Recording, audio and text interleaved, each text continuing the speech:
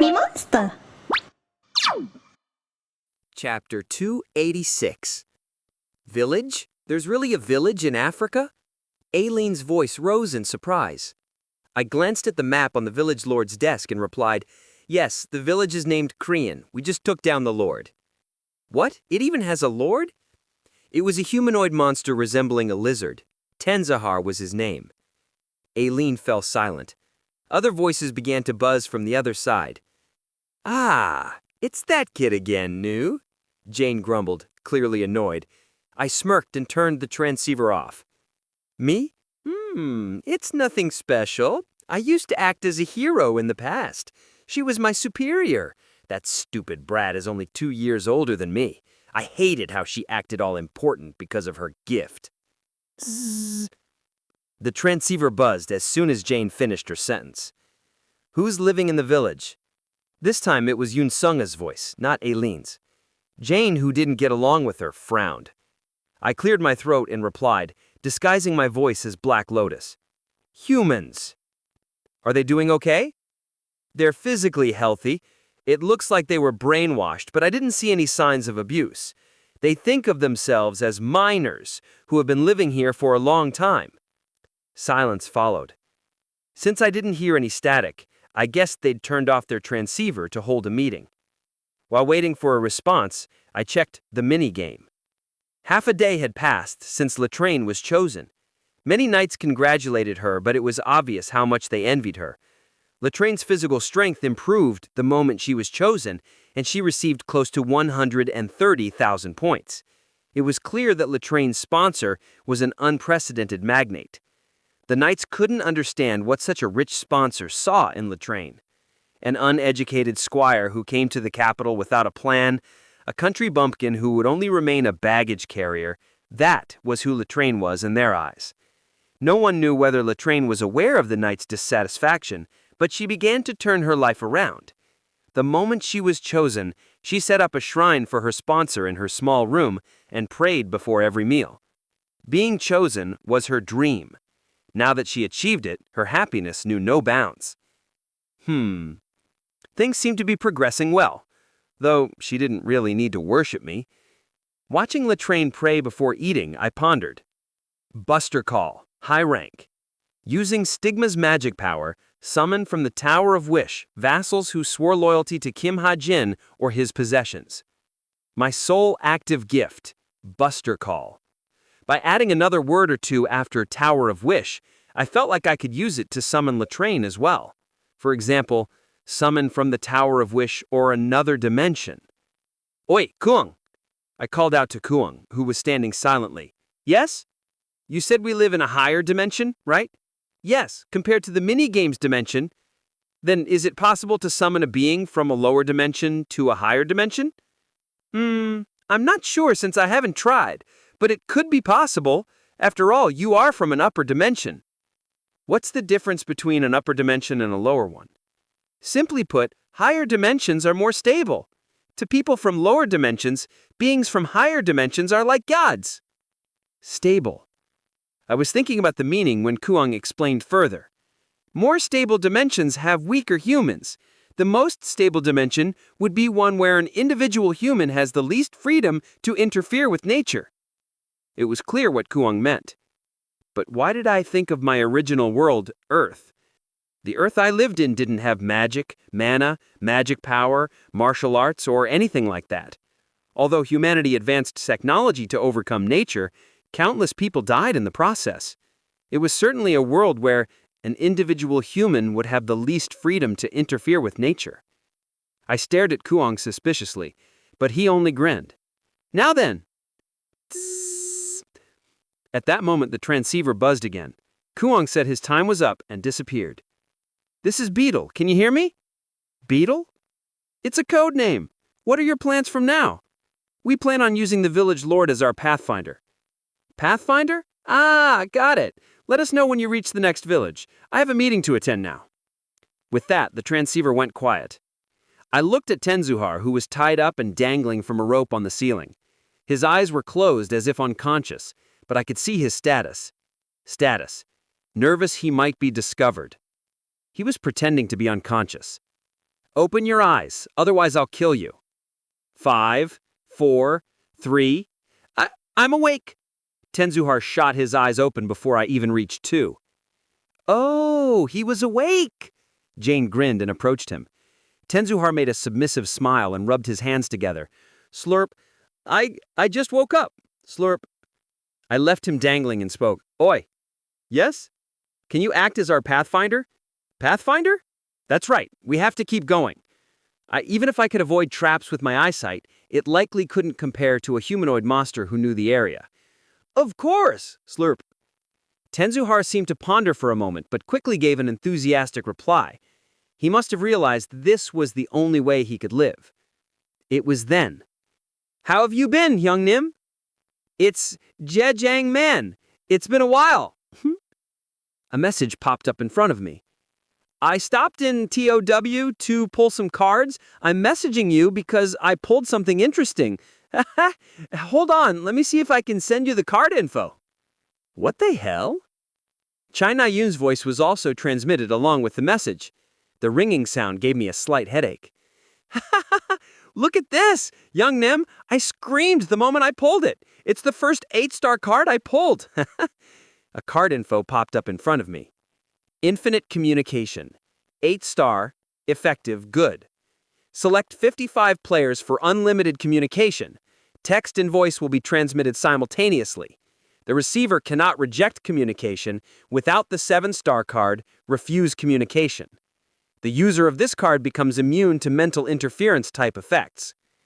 Ha ha ha! How is it, young Nim? Have you pulled an 8-star card before?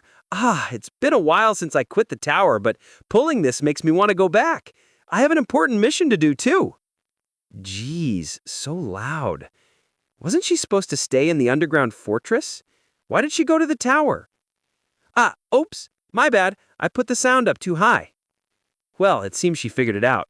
Chai Na-yoon's voice, which was akin to a roar, fell to a whisper. Young Nim, I said it so the communication is bidirectional. If there's anything you want to say, you just have to text me. What kind of a card is this? How did she pull an 8-star card with her luck? I clenched my head and took a breath. The next day, Chai Na-yoon, Kim Soo-ho, and several other heroes returned to the underground fortress after pulling cards in the Tower of Wishes card kingdom. Aileen had ordered them to do so in case they might pull something that could help their mission. Kim Soo-ho pulled an 8-star card and 3 7-star cards, while Chai Na-yoon pulled 2 8-star cards.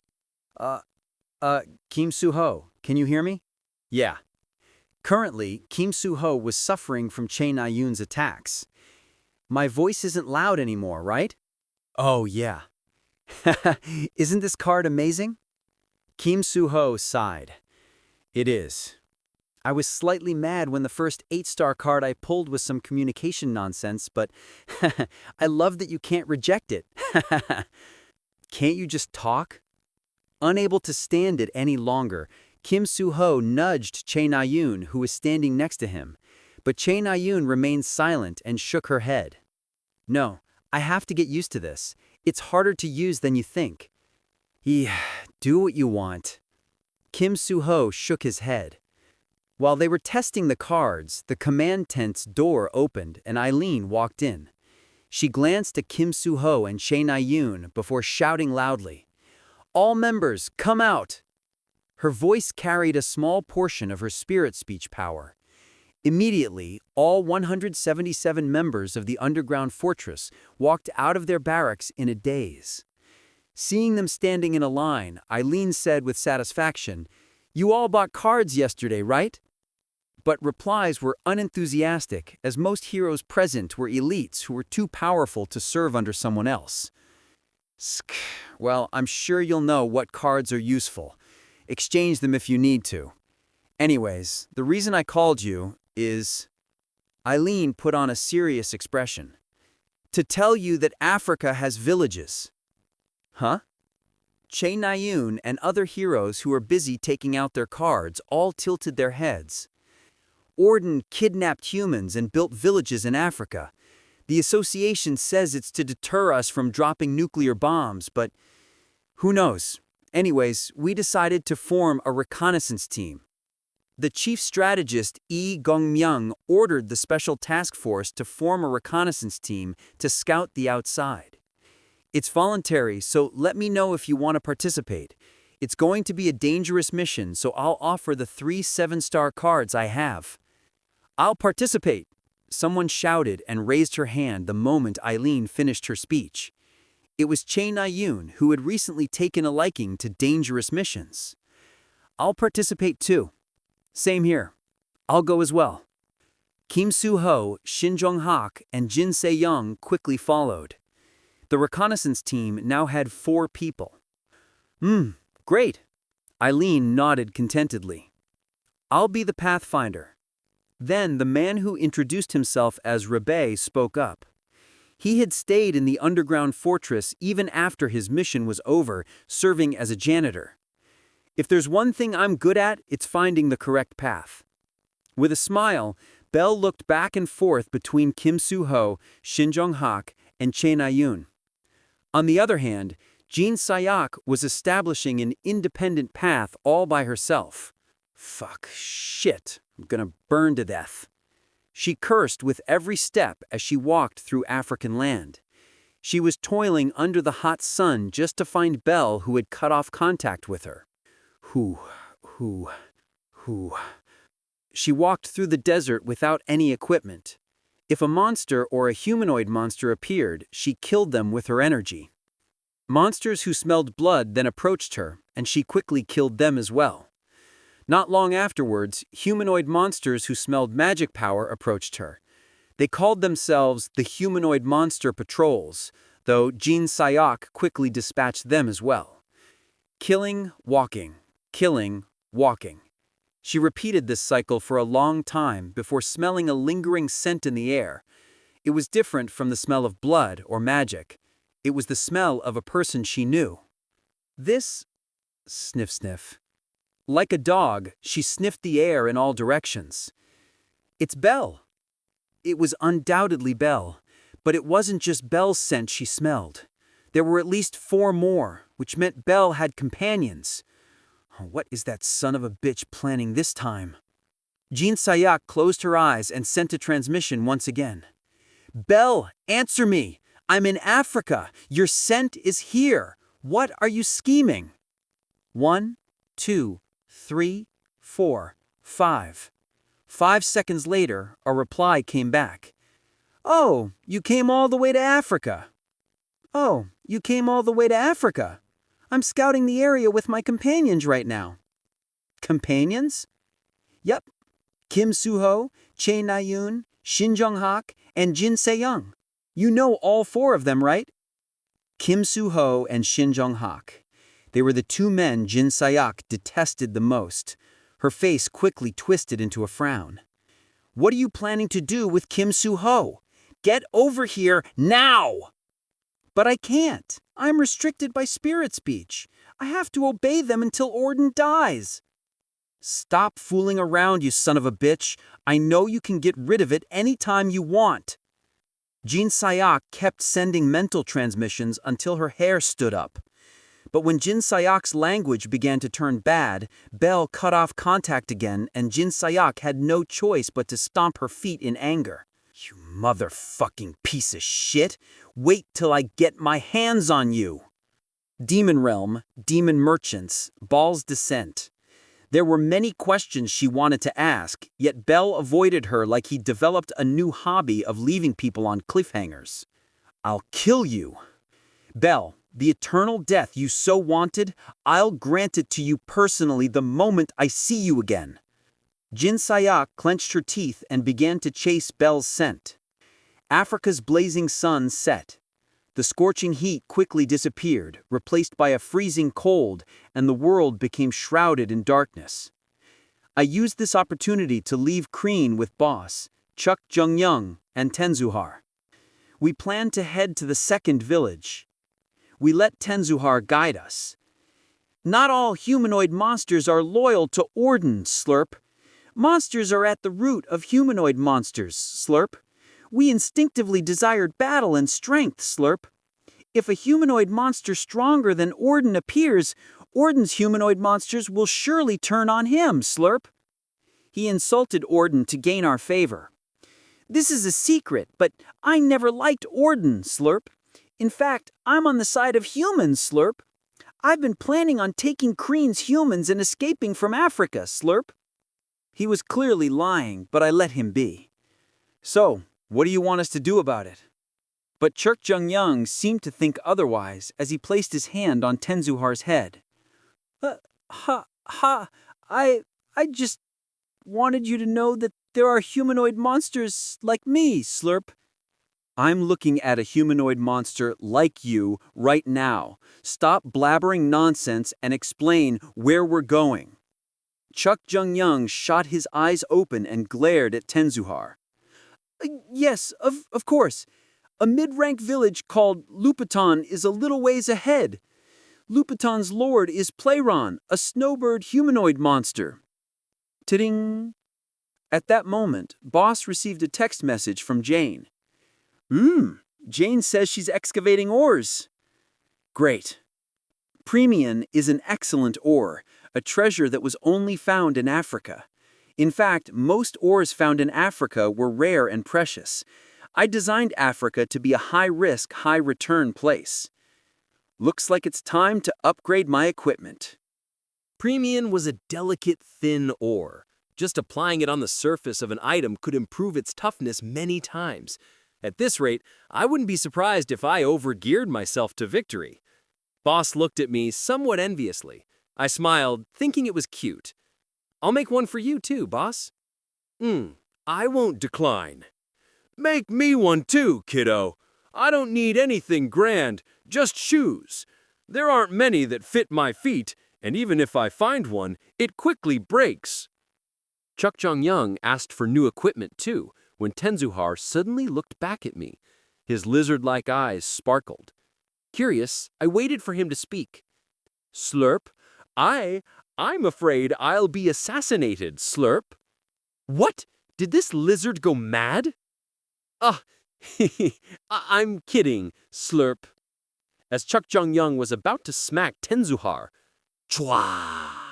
The sound of wind shook the area. Because it was quiet until now, the sudden change was easily noticed. Furthermore, the air contained a faint scent of magic power. I turned to the direction the wind came from and infused magic power into my 1,000-mile eyes. Chapter 287.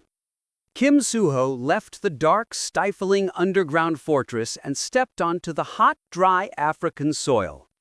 The goal of this mission was to investigate the villages that Rumi had mentioned. The team was ordered to confirm if there really were villages in Africa, determine how many residents lived in them, and find out why Orden had built these villages in the first place. Wait a minute. The reconnaissance team consisted of Kim Suho, Shin Jung-hak, Chae Na-yun, and Jin Se-an, with Bell and Rumi serving as guides. Since stealth was necessary, Kim Suho took out his collection of cards. Stealth powder, 7-star.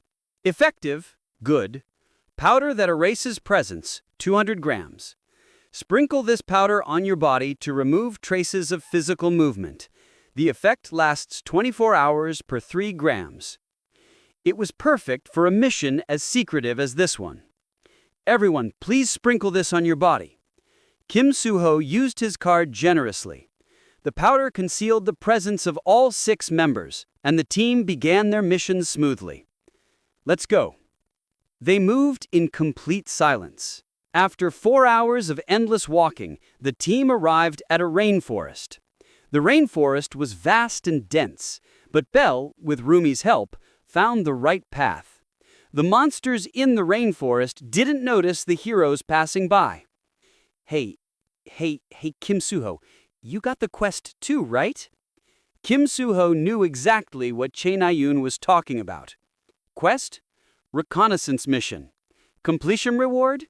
Gain DP, stat, tenacity increases slightly. This quest alert had popped up when he first received the mission. It was similar to the quests from the Tower of Wish, but also somewhat different. Kim Suho replied without a word. Yeah, I received it too. Hey, what does it say you get from clearing this? DP and a stat. Oh, same here. At that moment, Belle, who had been leading the team, suddenly stopped. Kim Suho also stopped and looked ahead. At a spot where the rainforest seemed to end, Belle spoke. "Looks like we're here." Kim Suho and the others approached Belle. They could finally see the view that Belle's body had been blocking. Their jaws dropped in shock, speechless. They had expected this part of Africa to be a vast field with sunset-colored grass and tall green trees in harmony. That was what usually looked like in a savanna. Wow!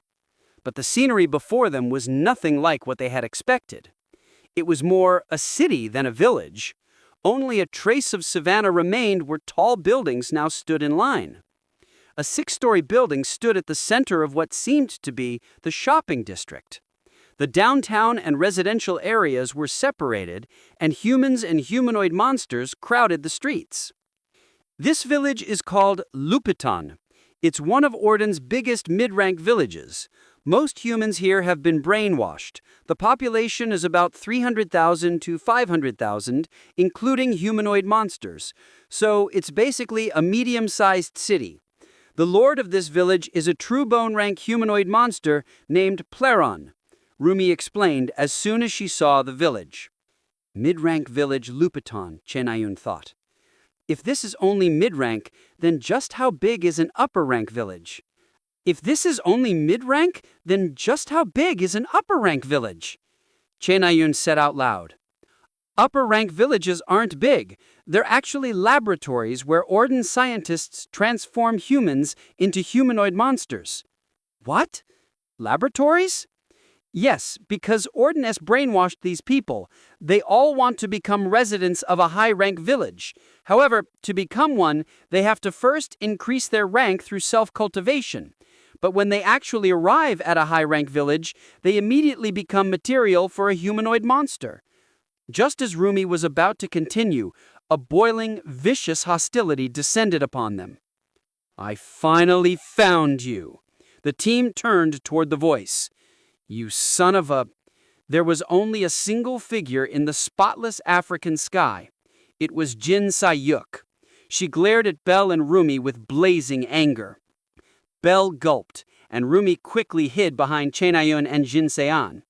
Her reaction fit that of a scared spy, so Chenayun and Jin Seon protected her without question. Jin Sayuk. Kim Suho was the first to utter her name. But Kim Suho was the last thing on Jin Sayuk's mind. Her anger was directed at the man in the hood, Belle. You fucker! Sayuk, can you please calm down? Belle quickly sent Jin Sayuk a message before she could finish her sentence. What? You... I'm sorry. I really am. I never expected you to find me this fast. It seems you've grown again, Sayuk. I'm proud of you. Yeah, that's why I... Just let me go this time. You'll ruin everything if you create a ruckus here.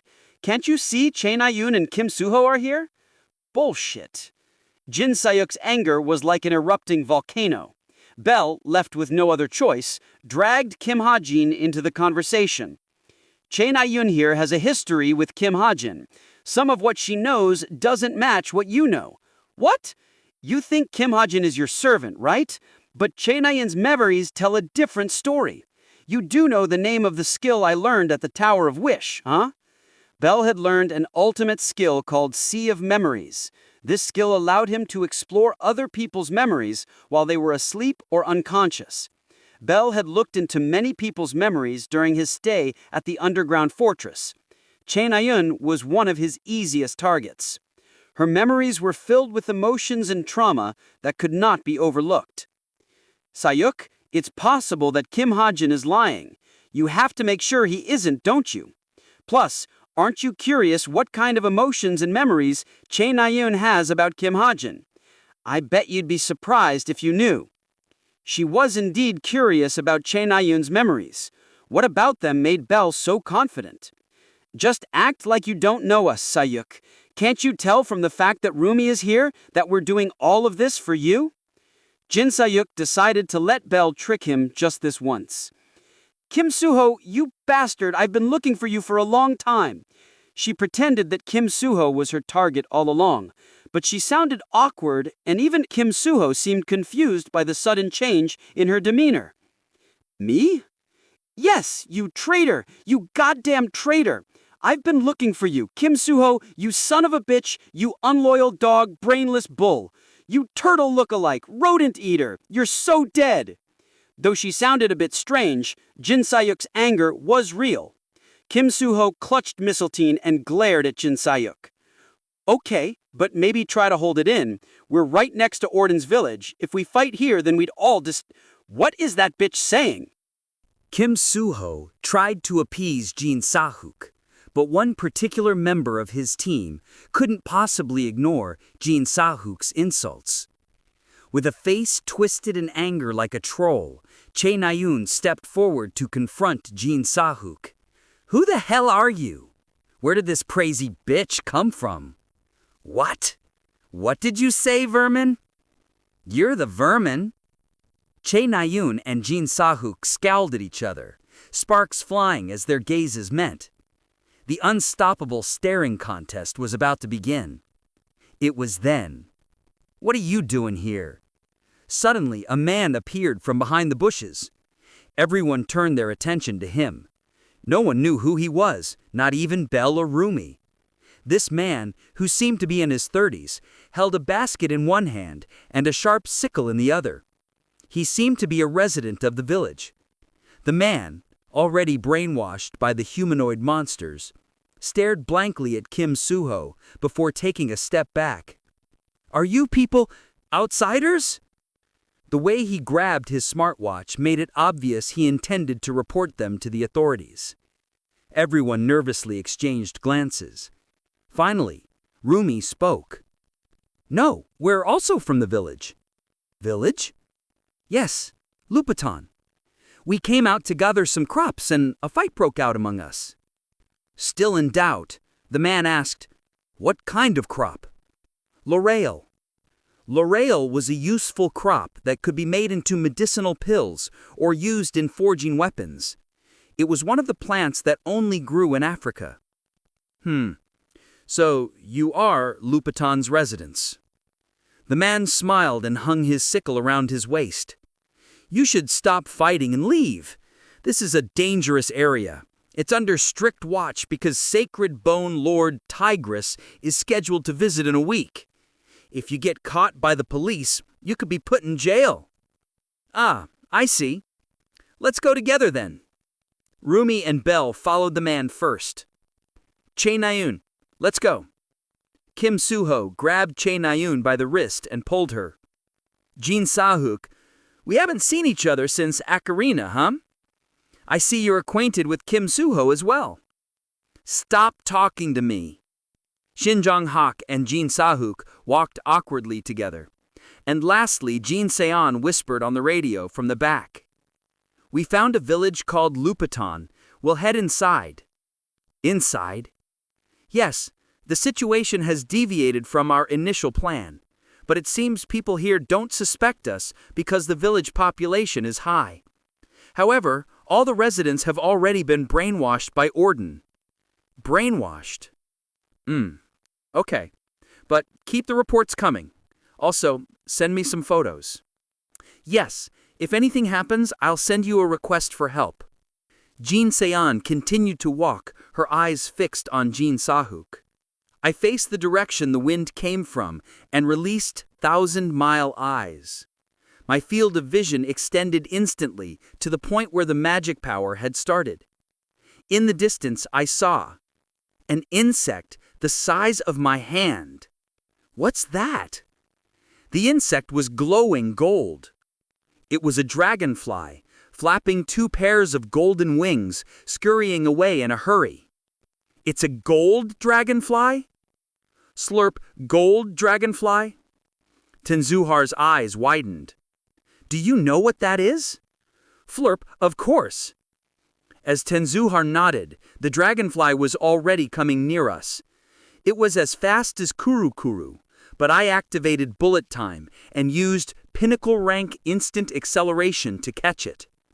I looked at the dragonfly in my hand. Second golden dragonfly. Pinnacle grade lucky item. Lucky item. It's hard to catch, but it feels like something good will happen when you have this dragonfly with you. Produces 50 DP every hour. Every stat, except for invariable stats, increases by 1. Bonus luck. This dragonfly will boost certain characteristics. Keep it safe. What's this? Ooh, Slurp, congratulations, Slurp. This golden dragonfly is a very rare insect that all the sacred bone and true bone humanoid monsters have been looking for, Slurp. They say they become stronger when they catch the dragonfly, Slurp. It's an insect that suddenly appeared along with demon merchants, Slurp. Huh. I threw the dragonfly into stigma without thinking. Suddenly, I felt a massive headache. Ugh. The pain was familiar but less severe than before. I clenched my teeth and looked down at my shoulder. There, a streak of stigma had only been partially engraved. I'd say it was only 0.4 streaks in length. I stared at the streak in confusion, but soon realized why this was happening. It was because of the bonus luck effect. Since I put the dragonfly in stigma, the bonus effect had been applied to it. At that moment, Boss asked, "Lotus, are you okay?" Yes, I'm fine. Anyway, I had the lucky dragonfly, but I knew there had to be more to this story. I still didn't know what the insect was running away from. I stared into the distance. Both humanoid monsters and jinns are there. A number of humanoid monsters and jinns are chasing after the dragonfly. It was easy to tell who they were. The jinns wore robes embroidered with the symbol of 9 evils, brutality, and one of the humanoid monsters looked human except for a pair of bat wings on his back. Hey, that monster over there has bat wings. Do you know him? Pardon? Ah, I do, Slurp. That's Lakundra, the youngest Sacred Bone Lord. I see where the name comes from, but what's this Sacred Bone thing? Sacred Bone refers to humanoid monsters, Slurp, who are very similar to humans. They have reached genetic perfection. Confronting them head-on didn't seem like a good choice. Boss and Chiak Chung Young shrugged. They couldn't see what I was seeing, so they had nothing to comment on. Boss, lead us. Of course, Slurp. In the distance, the humanoid monsters and jinns went on a rampage, frantically searching for the dragonfly that was already mine. We continued to walk. After 2 hours, we finally arrived at the second village. Ah, finally! That's Lupaton, Slurp. The moment Tensahar pointed at Lupaton, we became speechless. What? The scenery before us was... Isn't that a city? It was nothing short of a human city. The full moon was high in the night sky. The reconnaissance team that infiltrated Lupaton had split into 2 teams and began to explore the city. Kim Soo-ho volunteered to be in the same team as Jin Sahyuk. He was determined to watch over the bomb that was sure to explode at some point. I've acquired crucial information. Tigress, who ravaged China, is coming here. Maybe we can try to assassinate him. Kim Soo-ho spoke as he walked down the streets with Jin Sahyuk and Rumi. He hoped to gain Jin Sahyuk's cooperation, but as usual, she didn't seem to be listening. Jin Sahyuk gave a big yawn and remarked nonchalantly, "Whatever. More importantly, what's your relationship with that woman?" "That woman? You mean Che Na-yun?" "Yeah." Jin Sahyuk nodded. Kim Soo-ho thought for a moment. "We're friends." "Geez, you have a lot of friends. But maybe you should think twice before befriending someone so dumb. She's nicer than you." Tsk. Jin Sahyuk clicked her tongue and looked around. There were many interesting facilities here in the Village of Monsters. An arena, a training ground, a magic power invigoration facility, and more. Jin Sahyuk watched them, then suddenly stopped and looked at Kim Soo-ho. Kim Soo-ho, who was walking ahead, also stopped, turned around and looked at her. What now? What's the relationship between Kim Hajin and that woman? Jin Sahyuk wanted to ask, but she couldn't bring herself to speak. Instead, she turned her gaze to Rumi. Things were a little awkward between them because they were pretending not to know each other. Where's Kim Hajin? Jin Sahyuk finally asked a different question. At that moment, Kim Suho heard Chae Na-yoon's voice. Hey, Kim Suho, we found a place for us to stay in. I'll send you the address, so come over when you finish looking around. Also, ditch that crazy bitch. The message sounded very much like Chae Na-yoon. Kim Suho smiled and replied, I'm going with her. Please don't fight and try to talk to her. I can't not fight. The way she talks is so irritating. Jin Sahyuk frowned. What are you laughing for? Nothing. Jin Sahyuk's frown deepened. Yeah, right. Tell me what you just did. I said nothing. You were talking to Kim Hajin, right? Did you send him a mental transmission or something? I said it's nothing. As they argued, a huge shadow cast over Kim Suho and Jin Sahyuk. Jin Sahyuk bumped into something firm. Oh, what now? Annoyed, Jin Sahyuk looked up with a frown. A tough-looking figure was looking down at her. Both Kim Suho and Jin Sahyuk knew who he was, especially Jin Sahyuk. He had left a lasting impression.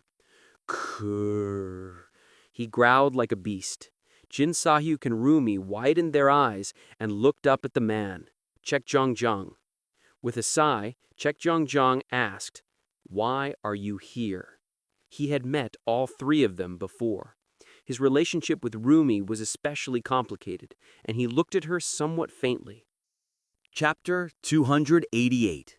What are you doing here? Chuk Jung-young's words echoed with heavy pressure. Kim Suho and Jin Sahyuk stared at him, tension tightening their veins.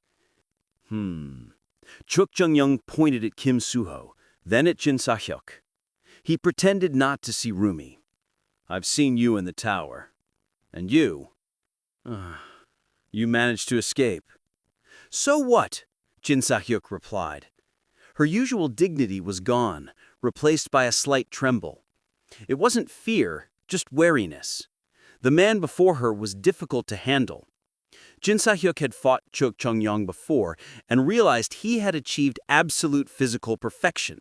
He destroyed her manipulated realities with sheer force. He reminded her of Kim Hajin, but there was something different about him. Kim Suho nodded. Yes, but not this one, right? Chuk Jung-young pointed at Jin Sahyuk with his chin. Kim Suho shook his head. No, she's also one of us. Chuk Jung-young snorted. Funny. I beat her up not long ago and locked her in a cell. Startled, Kim Suho glanced at Jin Sahyuk. Is he telling the truth? Jin Sahyuk didn't answer, but her furrowed brows were enough. If Boss was here, she would have beaten her to a pulp and cut off her limbs. Chuk Jung-young grinned at Jin Sahyuk. He didn't care about gender or wealth. Only age mattered to him. The young and the old were spared from being his targets. But there's no reason to fight you now. It's not the right place, and we're allied with you lot from the fortress, anyway. Chuk Jung-young was unusually cold and rational. He didn't want to start a fight, as he usually did. Rumi looked at Chuk Jung-young with a sad expression. I'll let you go this time, Jin Sahyuk. Chuk Jung-young remembered Jin Sahyuk's name, acknowledging her strength. Of course, Jin Sahyuk didn't know this side of him and considered attacking to regain her dignity. Thankfully, Rumi grabbed her arm and stopped her. He's letting us go. Let's leave. Jin Sahyuk sighed reluctantly. But as they were about to leave, she suddenly remembered something and called out, Oh, right, oi! Chuk Jung-young looked back at her, quietly. Under the moonlight, his eyes flashed with chilling, killing intent. Most people would have frozen in terror, but Jin Sahyuk stayed calm. I just want to know something. Are your friends here too? Chuk Jung-young didn't answer. Then, psh! The wind blew, accompanied by the sound of flapping wings. Everyone looked up. A humanoid monster hovered in the air, then descended between them. Kung! A heavy thud echoed. Kim Suho instantly realized the humanoid monster was with the police. He wore a police uniform. Tap tap. The humanoid monster shrugged as he approached. Everyone's expression stiffened as they watched the unexpected guest. The monster glanced at the humans. In that tense moment, Kim Soo-ho wondered if he should attack. He sensed no other presences or watchful eyes. If the monsters suspected them, he was ready to strike.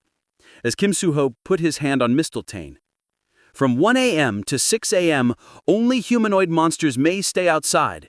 Humans are prohibited. There are 10 minutes left, so hurry back. If you are found after 10 minutes, you will be punished." The humanoid monster spoke, then flapped his wings and flew away. Kim Soo-ho and his group stared in a daze. Chuk Chung-young smirked. "Strange, isn't it? Most humanoid monsters are like that. Unless they are unusually picky, they won't even check your identity. Maybe it's because there are too many people living here." At that moment, a voice rang in Kim Soo-ho's head. "Hey, where are you? It's an emergency." It was Chae Na-yoon. Before Kim Soo-ho could reply, her voice grew louder. "Emergency! Emergency!" Kim Soo-ho quickly answered to spare his ears. "What?" "Answer quicker. I'll give you our coordinates, so come here immediately. We're with residents who escaped the brainwash." "What? There are people here who are no longer brainwashed?" Kim Soo-ho's eyes widened. "Hurry over here, with Rumi. Lose that crazy bitch." Chae Na-yoon sent her location. Kim Soo-ho entered the coordinates into his smartwatch. She was about 20 minutes north. "Did something happen?" Rumi asked, noticing Kim Soo-ho's change in expression. Kim Soo-ho looked at Rumi, Jin Sak-hyuk, and Chok Chung-young. Although Chae Na-yoon said to ditch Jin Sak-hyuk, something urgent came up with the other team. "Follow me." The coordinates led to a grocery store. It was a typical one-story shop, neither new nor old. Kim Soo-ho walked in, puzzled. Shwing! The automatic door opened. 3 human employees and 1 humanoid monster stared at Kim Soo-ho. Before he could speak, a puppy-lot humanoid monster hopped over. "Are you with Jin Sun-youngin?" Yes, I am. They are too." He pointed at Kim Soo-ho, Chuk Chung-young, and Rumi. "Follow me." The 4 followed the humanoid monster. Wag wag. After a few minutes of watching his wagging tail, they arrived at a secret passageway. "This is... Go in. Your friends are inside." The passageway was a manhole, hidden under a shelf, with a ladder leading down. Kim Soo-ho and the others exchanged glances, then descended one by one. "Are you sure this isn't a trap?" Chuk Chung-young asked as they reached the bottom. They found themselves in a dark, empty room. Suddenly, the wall moved, revealing a new room. Beyond the wall was a scene none of them expected. The smell of rice and magic power filled the air. People swung swords and spears at dummies, and dozens of houses lined a huge training ground. Chae Na-yoon was standing in the middle, smiling. "You're here." Where are we?" Kim Soo-ho was at a loss for words. "We're at the Resistance Village. People who escaped brainwash secretly built this place underground." Chuk Chung-young walked past Kim Soo-ho and Chae Na-yoon, standing in the middle of the village. "Now this is interesting. Oi!" He shared his vision with Kim Hajin, who was watching from a distance. "Can you see it?" "Yes, I can. Looks like there are about 300 people. They're mostly heroes from what I can see. Continue looking around." "Sure." Muffled whispers reached Chuk Chung-young. "Isn't he a humanoid monster? He has to be, right? There's no way a human can have that body. He must be an ogre humanoid monster." The residents were shocked by his imposing figure. Chuk Chung-young grinned and announced I'm human, one that crushes humanoid monsters. Hearing his voice, Jin Sa-young came out of the village hall with a blond man. "Soo-ho, Jin Sa-yeon." Jin Sa-yeon's eyes widened at the sight of Chuk Chung-young. "Oh, it's been a while, Jin Sa-yeon." Chuk Chung-young's mouth curled up. "Yes, it has. You're our ally, correct?" "I wouldn't say ally. Temporary comrade is more like it." That's perfect." Jin Sa-yeon called Kim Soo-ho's group over. "This is the Resistance Village. LEOC found us scouting the village upstairs and brought us here." She pointed at the blonde man beside her. "LEOC, Please introduce yourself. Yes, Elio was a handsome white Latino man. Hello, I'm Spain's high-ranked hero, Elio. I'm leading the underground resistance here. It's an honor to meet you, Kim Soo-ho-si, and... Elio looked up at Chuck Jong-young, whose height and face made him look like a tyrant. Chuck Jong-young spoke. I'm Chuck Jong-young. Pardon? Chuck Jong-young? Elio's eyes widened. Chuck Jong-young smiled. Ha ha ha, you know my name? Of course. Korean history and hero history are required courses. Ha ha, right, that's me. I'm Chuck. Don't get overexcited. You're not going to talk about your past life, are you? As Chuck Jong-young laughed, Kim Hajin calmed him down. Chuck Jong-young frowned and closed his mouth. You became a better listener. I like it. What'd you say? Are you talking with Black Lotus right now? Jin Se-young asked, noticing something was off. Chuck Jong-young flinched. What? Black Lotus? Huh, I knew you unfair cowards wouldn't be walking around alone. Chae Na-yeon's eyes widened, and Jin Se-hook grumbled, remembering the 2-on-1 fight she endured. Ah, they found out because of you, damn it! Why is this my fault? Just make something up. Facing everyone's stares, Chuck Jong-young sighed. What did I say, you bastard? What am I supposed to say in this situation? 1 hour later, Kim Soo-ho's group and Chuck Jong-young sat inside the village hall. Elio explained how the Resistance Village came to be. At first, we believed we were born here and had no doubts about our daily tasks, but Yurong-si helped undo the brainwashing. Yurong-si? Is that the humanoid monster we met? Kim Soo-ho asked. Elio nodded. Yes, Yurong-si was assigned as the manager of this grocery store. He's very supportive of humans. In fact, we don't call him a humanoid monster. Chuck Jong-young glanced at Rumi, who was listening to Elio. With Yurong-si's help, we help many people regain their memories, but only those trained in magic power could use Yurong-si's method, so we only awakened heroes mid-rank or higher. Chae Na-yeon, while listening, looked around the hall. She was searching for Bell, but he was nowhere to be seen. So, how did you make this village? The houses here are no different from some in Seoul. Elio smiled. That's a good question. We used DP to build this town. In other words, we received help from a demon merchant. Demon merchant? Yes, there is a dungeon nearby. Inside are demonic beasts we can hunt for DP. It wouldn't be wrong to say this village was created by a demon merchant. He agreed to help us with any trades that don't involve escaping. What are your plans now? Jin Se-yeon asked. Elio fell silent, looked around, and took a deep breath. To assassinate Tigress, one of Orden's 4 great generals. Elio's words landed heavily. Just as Kim Soo-ho was about to speak, Captain, demonic beasts are running wild! A loud voice rang out from outside. Everyone except Jin Se-hook immediately stood and ran out. The dungeon is this way. Follow me. Next day, 10 a.m. I came out to Lupitan with Boss. The village of humanoid monsters and humans was bustling, but only humans were busy. From what I learned yesterday, Orden's villages had a clear hierarchy. Even humans were divided from rank 1 to rank 3. Of course, even a rank 1 human couldn't compare to a rank 6 humanoid monster in authority. Lupitan's humanoid monsters were nobles who oversaw humans, while humans were like peasants or slaves. There are restaurants, cafes, and even a bowling alley. Right, how interesting. Humans did all sorts of jobs.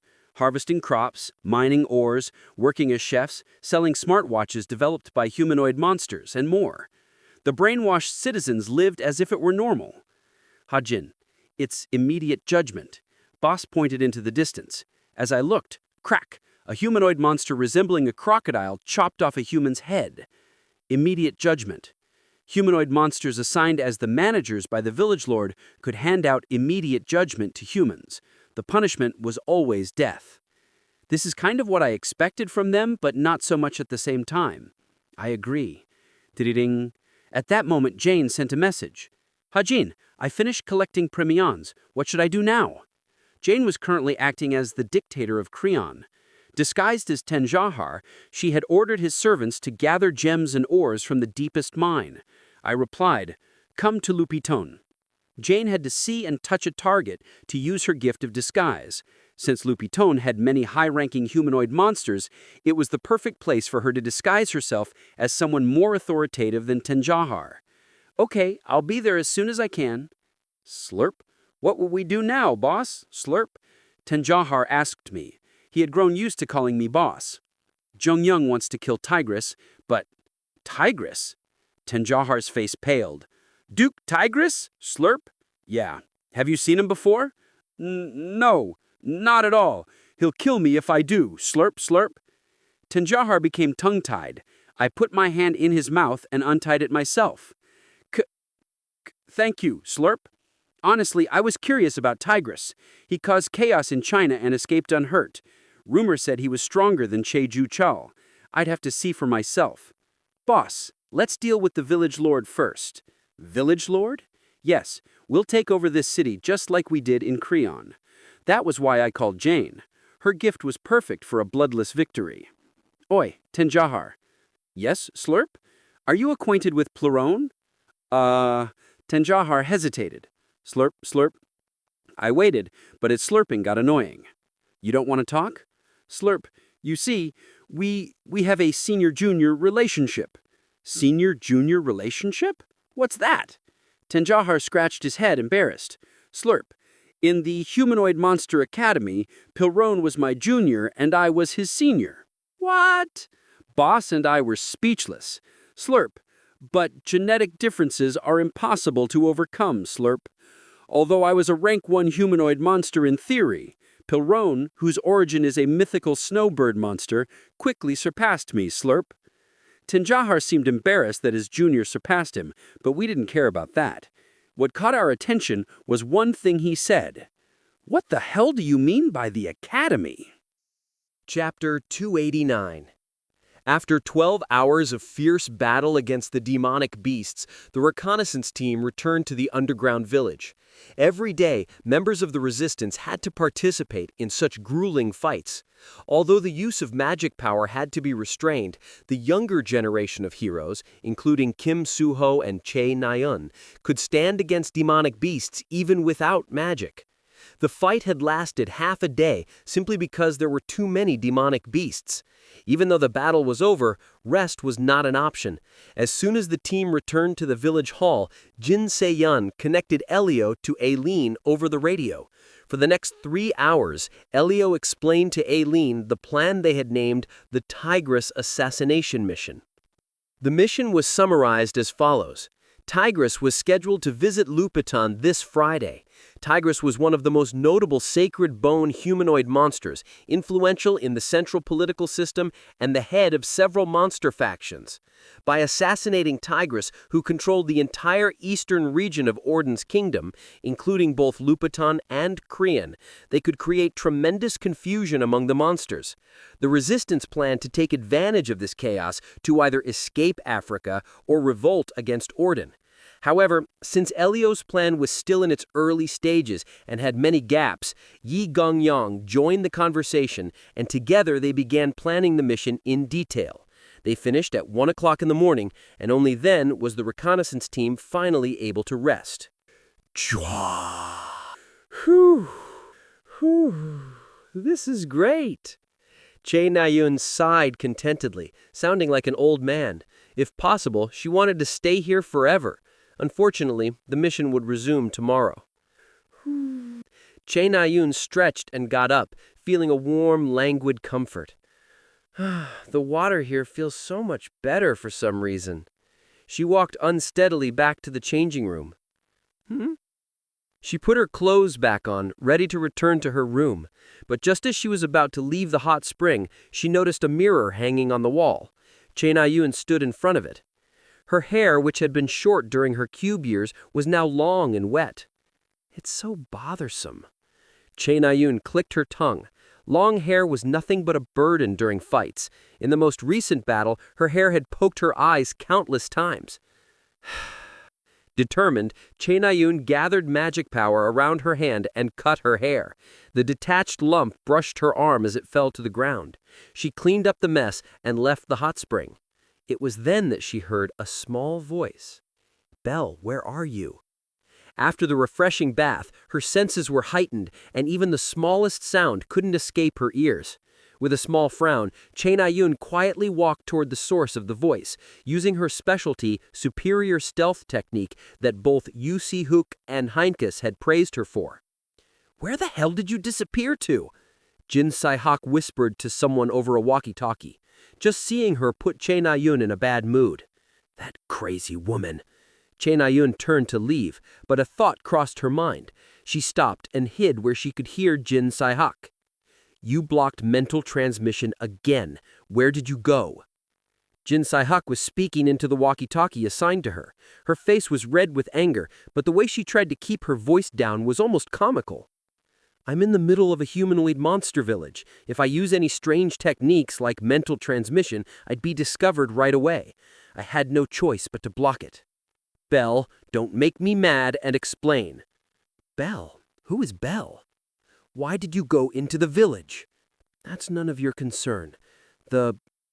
Jin Si-hak pounded her chest with her fists, struggling to hold back her anger. Chain Ayun listened in silence. "Tell me what you saw through your ultimate skill, about that woman." Maybe later, but I can tell you one thing right now." Belle had picked up a non-combatant ultimate skill called the Sea of Memories. To Jin Si-hak, who couldn't learn ultimate skills, Belle's choice seemed strange, but that didn't matter. She just wanted to know what Belle had found out. "Kim Hajin might be deceiving you." "About what?" "Kim Hajin?" The name appeared out of nowhere. Chain Ayun froze. "Kim Hajin might not have been your servant. I'll tell you the details later. I'm actually tailing Kim Hajin right now to confirm. I have to go now." The call ended, and Jin Si-hak leaned against the wall, head in her hands. She stayed still for a while, slowly breathing in and out to calm herself. Chain Ayun continued to watch her. "Just what is he?" Jin Si-hak muttered. Not long after, Kim Soo-ho approached her. Without a word, he handed her a keychain. "What is this?" "Dorm key. Your room is 205. Jin Si-hak didn't take the key, only glaring at Kim Soo-ho. "I see. You're used to speaking casually to me now." Kim Soo-ho didn't answer. He looked at her bitterly, sighed, and dropped the key into her hand. "I'm leaving." Kim Soo-ho turned away, and Jin Si-hak walked in the opposite direction, the key in her hand. Chain Ayun was left alone to ponder. Jin Si-hak definitely knows Kim Hajin. She called him her servant. What the hell does that mean? Maybe it's not servant, but serpent, or maybe fervent? So many questions were left unanswered, but I was sure of one thing. Jin Si-hak was related to Kim Hajin. Well then, I don't want anything to do with her, but I guess I'll have to get closer to her. Chain Ayun clenched her fist and checked her room number. Room 207. It's 3 people per room, and Jin Si-hak is in room 205. I'll have to change my room. Chain Ayun hurried to the village hall. Lupaton, the mid-rank village of humanoid monsters. I can see it now. With my 1,000-mile eyes, I looked into the village lord's mansion from a hotel many miles away. The mansion resembled Buckingham Palace. It was equipped with magic traps, and several humanoid monsters, all above rank 3, fiercely guarded it.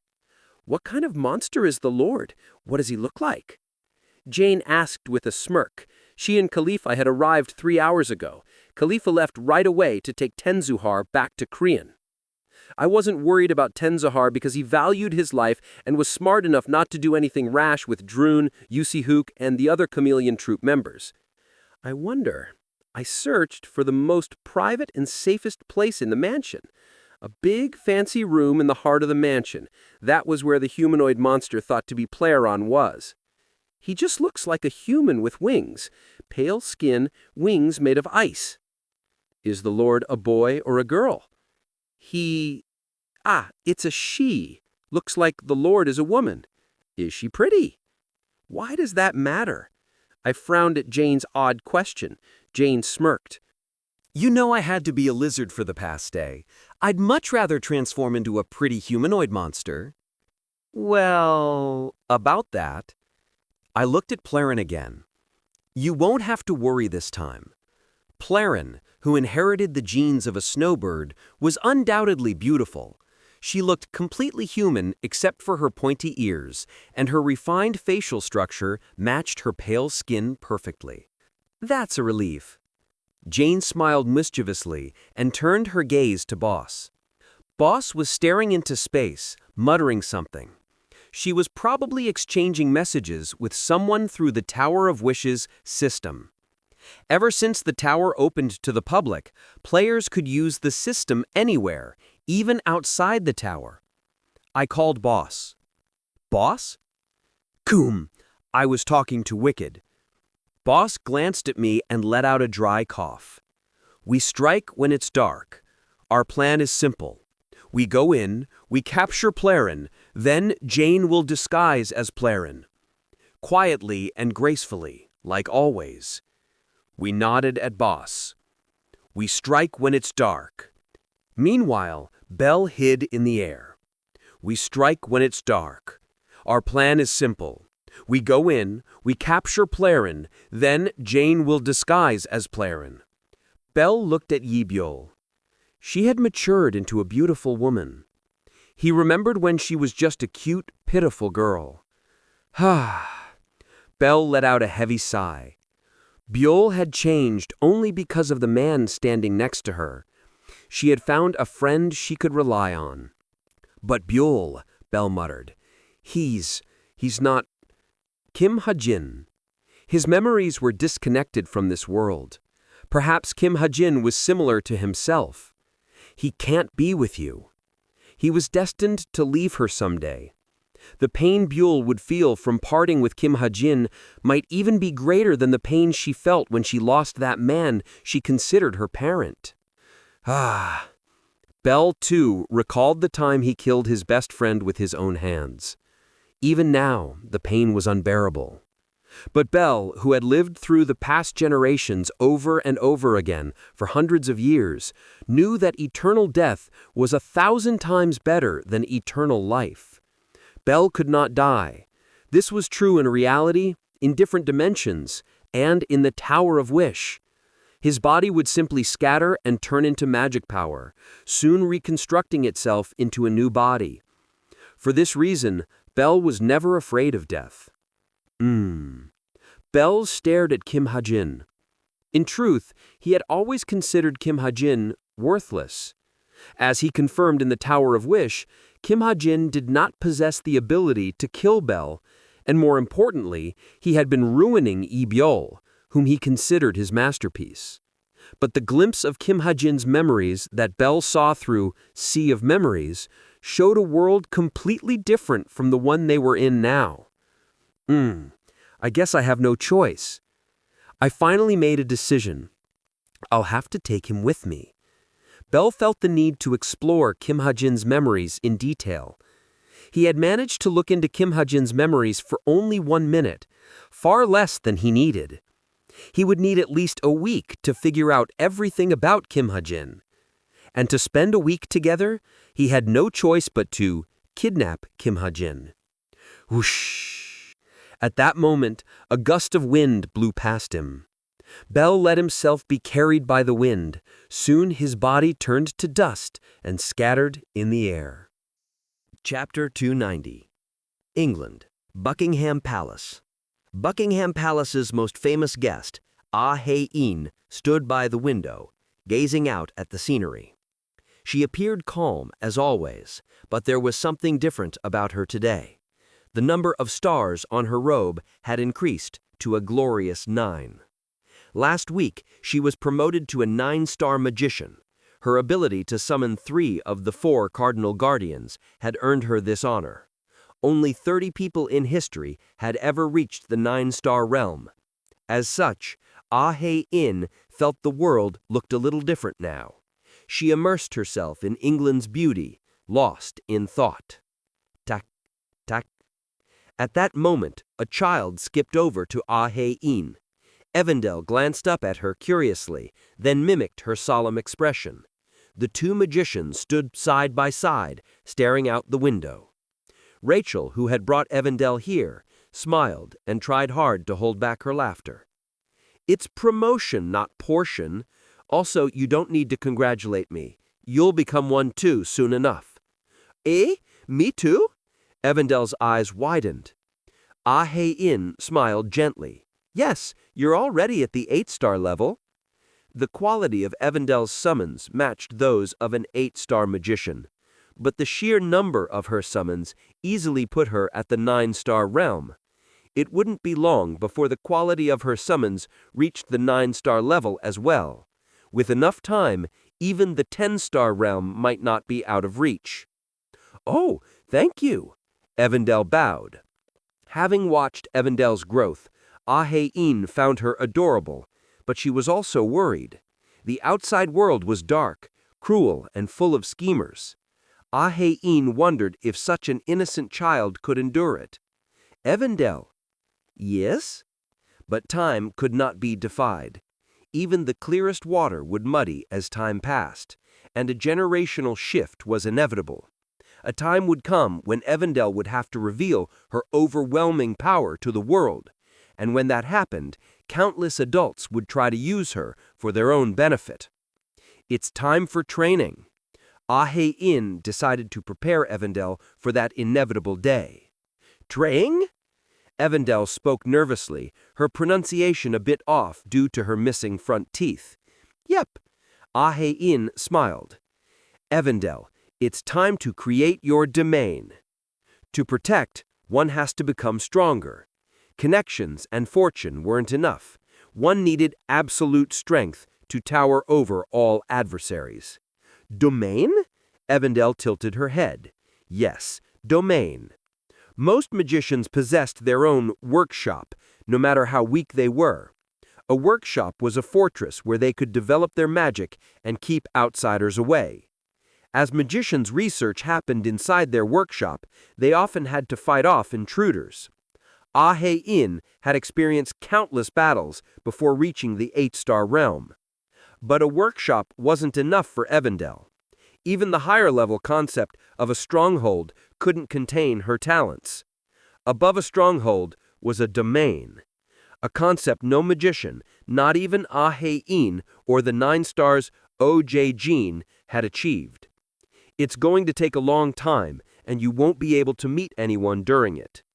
Evandel had the talent to create and maintain a domain.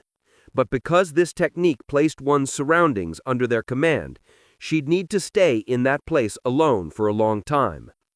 It will be lonely and tiring, but this domain will be of great help to you. The strength to survive even if the world falls. The power to act as one wished without being used by anyone. Ah Hei-in wanted Evandel to develop autonomy. Are you ready?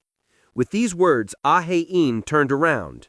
Rachel was watching her with a worried face. Rachel's concern was justified. A harsh process was necessary for a magician to obtain a domain. One needed to stay in a place for a long time and inscribe their will with magic power. The process could take anywhere from 6 months to 10 years.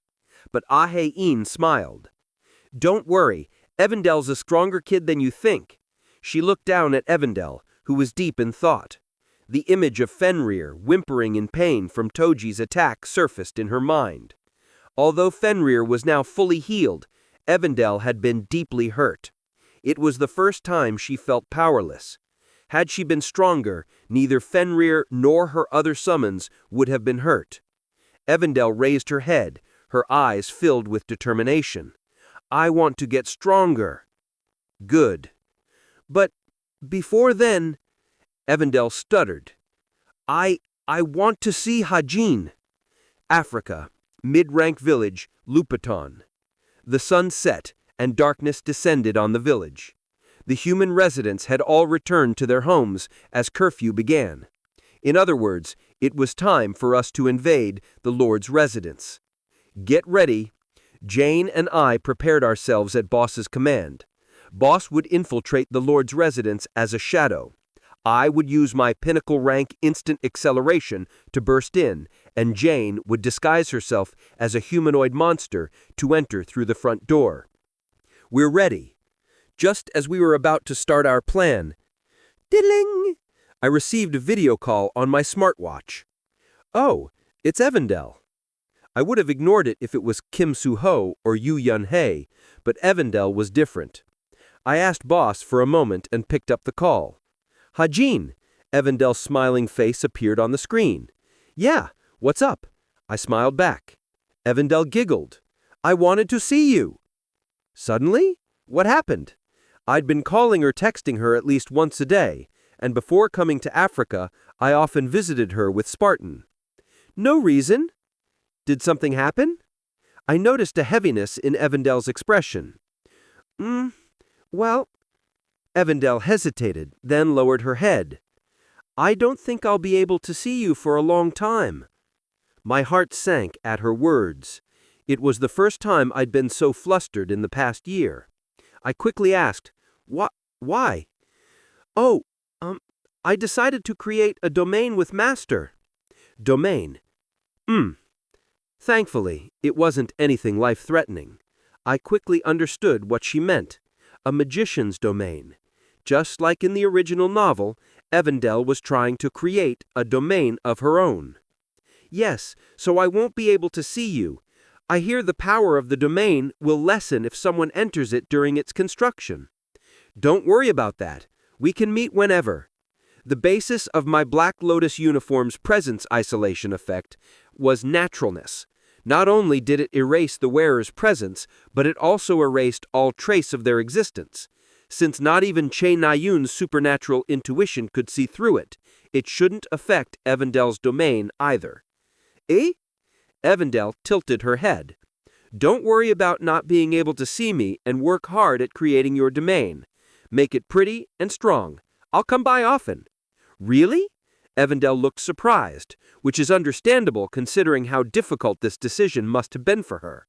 Really? Really? Of course. Have I ever lied to you? Listen to Master Hajin and work hard. I'll go see you next week. Okay. Evandel smiled brightly and nodded. I'm a bit busy. I'll call you when I'm done. Okay. Evandel's lively voice refreshed my ears. So cute. I smiled and hung up.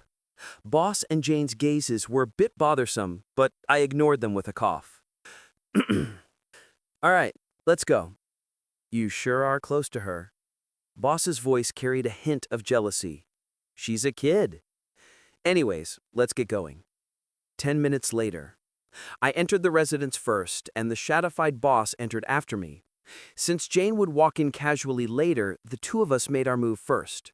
Should we kill her or imprison her? We don't need to kill her, since it might alert someone. Well, imprison her as planned. Got it. I took out 2 8-star cards, Isolated Prison and Soundless Space. Isolated Prison, 8-star effective good, imprisons a target in an isolated space. The imprisoned target will maintain the physical condition before being imprisoned. The target can destroy the prison and escape. Soundless Space, 7-star effective good, when activated, all sound within a 1-kilometer radius will be annihilated. This card can be destroyed by an impact above a certain level. Soundless Space was straightforward, but Isolated Prison was more complicated because of its unique mechanism. The imprisoned target will maintain the physical condition before being imprisoned. In other words, if a target was placed inside the prison with a fatal injury, the injury wouldn't heal or worsen during the time the target was imprisoned. So we just had to beat up Playron and trap her inside. Let's go. We moved soundlessly thanks to the Soundless Space card. Playron was sleeping in her bedroom at the top of the Lord's residence, and I easily maneuvered through the traps using my eyes. Once we arrived near the bedroom door, we hid behind a wall. 2 guards were keeping watch. Boss and I exchanged glances and quickly made our moves. I shot 5 arrows piercing the eyes, heart, head, and leg of the guard on the left. Boss handled the right guard, slicing up his body with his shadow blade. I immediately activated the 8-star card, Isolated Prison, trapping the 2 guards before they could make a sound. Hi! Jane appeared at the perfect time, disguised as a humanoid monster. The 3 of us entered Playron's bedroom. Playron was sleeping on her large bed. Jane carefully approached her and touched me. Perfect! Hearing her voice, Playron woke up. The first thing she saw was someone who looked just like her, Jane in disguise. Beak, who are you? Playron exclaimed. Her magic power shot out, cooling the surrounding temperature. Boss quickly sliced Playron's wings with Kuru's scythe. Beak! Playron screamed, but soundless space prevented her voice from leaking out. Everything was going to plan. Playron dealt a fatal injury to Playron, and I activated Isolated Prison again. With this, Playron was sucked into the prison, leaving no trace of her existence. It was then that Bullet Time forcefully activated. The world suddenly slowed down. I could feel the movement of the air around me. I rolled my eyes, searching for danger. It didn't take long to see a current of magic power slowly descending from the ceiling. A magic power explosion. It wasn't a normal explosion. This powerful blast caused by an unnaturally condensed magic power was something neither I, Boss, nor Jane could easily endure. I quickly tried to activate time reversal. But at that moment, a strange phenomenon caught my eye. What? A golden current erupted with the magic power explosion. I knew exactly what this was. Marrow escaped from death. 6 out of 9. Special stat. Accumulation of luck becomes partly unlocked. It's a momentary misfortune for the ideal ending. The moment I read the alert, I threw myself into the center of the golden current. Hajin! Boss tried to grab me. Boom! But the explosion erupted. I blacked out. The sound of a campfire crackled. Ah! Boss regained consciousness after blacking out. A strange scene appeared before her eyes. Hey, Buell. The man she had wanted to kill for years, Bell, was now in front of her. He was holding Kim Hajin over his shoulders. Blood rushed to her head. Bah! You won't be able to move or talk. I made that explosion from a part of my body. Even you will be incapacitated for 30 minutes. You know how strong I am, right? I smiled bitterly as he spoke. Anyhow, I'm touched. He tried to protect you guys. I glanced at Kim Hajin, sprawled over his shoulders. The moment he ignited his magic power, Kim Hajin reacted faster than anyone and threw himself forward. He was undoubtedly trying to protect Buell. Thanks to Kim Hajin's sacrifice, Buell and Jane were only paralyzed. I'm tearing up. Bell! Boss growled, glaring at Bell. Blood flowed from her eyes as she barely managed to force out his name. She clenched her teeth, radiating deep-rooted anger and killing intent. I'll take Kim Hajin with me. There's a lot I need to discuss with him. Bell was as leisurely as ever. Bell! Boss reached forward. Her vision was red, but she didn't give up. She commanded her limbs with all her effort. Move, move, move! Don't worry. I didn't kill him. I don't plan to either. Let him go! By the time her hand touched the ground after tremendous effort, Bell had already turned his back on her. At the same time, humanoid monsters who noticed the commotion flooded in. You won't be able to stay with him forever anyway. Boss moved her legs as Bell continued talking. She stepped forward with her broken ankle and forced her broken knees to stand up. Like a wooden puppet, she staggered up in a strange pose. Let him go! Boss spoke, but that was all she could manage. Bell looked back at her and gave a faint smile. Sorry this happened again. With that, Bell jumped down from the mansion. Boss tried to follow, but her body refused to move. After taking Bell's attack head-on, her body was screaming for rest. Kruk, what happened? Kruk, who are you? Plus, humanoid monsters had already arrived. Boss continued to glare in the direction Bell disappeared. Thud. Then she collapsed. Thank you for listening. If you enjoyed this story, don't forget to subscribe, comment, and like the video. Have a suggestion? Let me know in the comments.